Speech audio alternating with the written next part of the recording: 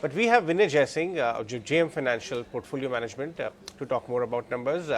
Vinay, afternoon. Thank you so much for your time. Which side of the argument do you belong to? One are saying that the markets have run up too much in too less time.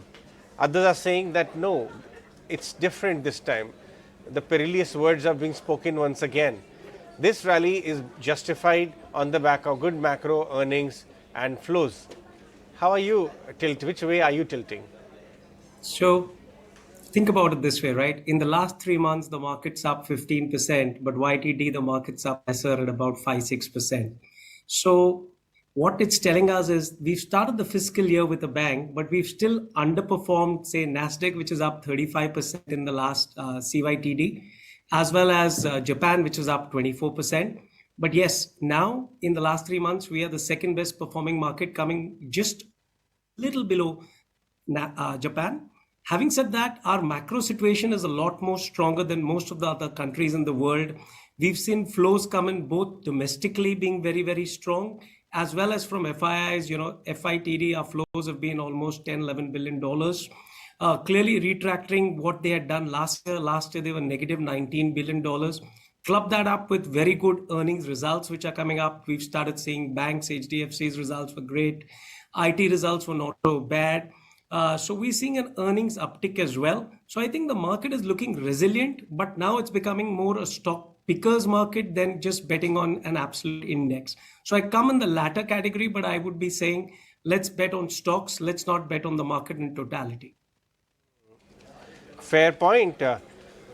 There are, even in a which appears like a richly valued market, you may find bargains, and which appears like a very depressed kind of a market in the peak of pessimism, you may find stocks which are very expensive. So it all boils down to stock picking. How are your stocks in the portfolio performing? Not in terms of stock market performance, but in terms of earnings. What kind of earnings outlook are they offering? On a blended basis, are you still witnessing 25% plus kind of earnings for your portfolio? So overall earnings growth is in the 20 to 25% band, which what we're expecting in the next 2 years in our overall portfolio construct. But that's divided into the capex sectors where the earnings growth are 30 to 35%. And then, the banks, which in the short term are going to give you very strong earnings results, which this quarter itself would be between 30 and 50%, but would then taper down to somewhere close to 15% in the next year. And then finally, some stalwart, which we are taking at about 15% earnings growth. So the mix would be about 20 to 25%. Fair point. Vinay, what is the one call at your place that you guys are taking very different from the rest, a contra kind of a call? Because, that's where perhaps the probability of very high degree of delta would exist. We are taking a disproportionately high bet versus the index on the industrial and the capex segment. Wherever we are seeing an order book north of 4 times, be it in water treatment, be it in defense, be it in cap goods equipment, where the order book is north of 4 times, and we're seeing very good visibility for it to increase further because we're seeing the India capex move out, and the stock is at a PE of sub 20 to 25 times and a ROAS of 20% even for F25. Those are the spaces we are buying, as much as 15% weightage, where the market would be as much as 6 to 7%. So that's the single biggest place where we are taking large bets. Are you incrementally starting to study IT in more greater detail, especially the mid-cap end of the market? Because, it appears that the market is not ready to listen to the commentary coming in or even paying heed to the results which some of the IT companies are posting and are moving ahead. Could worst be priced in there? So, we are underweight IT, but we've increased our position in our underweight stance by buying a small cap company. The reason we did that was we think most of the bad news is getting priced in sooner, but we were quite surprised seeing the rally in IT in the last month, which was really very fast. It was more like a dead cat bounce rally for everything moving on. If you look at the results which have come out, flat QOQ numbers, 6 to 8%, depending on the company we're talking about on a year-on-year basis. Challenges at the EBITDA margin, and they're also talking about one more quarter of pain.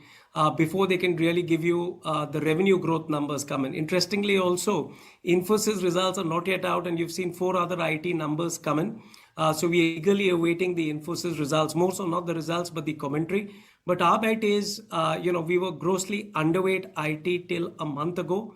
We are inching up, being somewhere between underweight, but reducing our positions to about 70% of the overall category of the weightage which the IT sector has, and buying small caps. Follow up on financials. You have large financials, private sector financials in your portfolio, and incidentally, we are having this chat when the market is looking forward to birth of another big behemoth financial services company. Right now, maybe a lakh crore and MCAP at birth itself without any business model yet on the table. So one of the biggest startup being born. But of course, nobody can question the legacy of that conglomerate in execution. Have you studied that? Are you starting to look at prospects of Geo Financials just as a business? I'm not talking about the stock. Would you look at it? So a couple of things. Your first part of it, how we're looking at financials, we think the loan book growth of 15-16% is here to stay. Hence, we like the big private banks, the biggest bank, HDFC, results which it showed, order book growth of 16%, and very interestingly, bottom line growth of 30%. I repeat, 30% on a year-on-year basis, 2.5 times book. Make us look, a little less further, because, that is clearly one of our favorites to buy. You club that up with, companies like Karur Vyasa, Fed Bank, wherein order book where the loan book growth has been 16 to 18% or higher, and the PAT growth has been into 2x, and at sub 1 times price to book. So we have a lot of exciting names, but more so in the banks. Where we are underweight in the financial space is in the non-lending business or NBFC plus, be it insurance or AMC business. That's where we are underweight overall, and we think that's where Geo would be playing a much bigger role, wherein it can showcase its connectivity to the end consumer. In a way, you're looking at Bajaj Finance being born again, but with more connectivity is coming in from a tech angle. So it's clearly a reason to be concerned about. We also are awaiting the business model for this thing, but what we're doing for now is we're being away from the new age companies linked to fintech. That's a very balanced approach. Have you guys valued it yet? They're talking about 150 to 200 rupees a share initial value. Have you looked at it? So clearly, we want more financials before we can make a logical comment on this valuation for Geo. Vinay, let's talk about pharma, because that also seemed to be giving early signals that the worst of regulatory and pricing pressures in the US may be coming to an end, while the domestic pharma story is only beginning to look even better, because now people are calling it a longevity story, over the counter, good growth, and a variety of products. Any side of the spectrum you like in pharma? So firstly, we are bearish the dollar. We think the India's rupee is here to strengthen courtesy where commodity prices are. We can see that in our current account deficit, which is virtually minus 0.2 in the last quarter.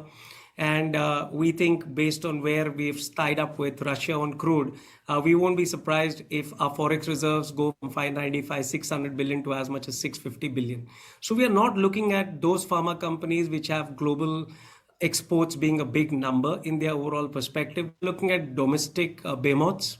Having said that, also in the pharma sector, we are looking at companies in mid cap and small cap which are producers of raw material, companies like AMI, which are producers of raw material to the next gen, which is API, which then gives it to the formulators.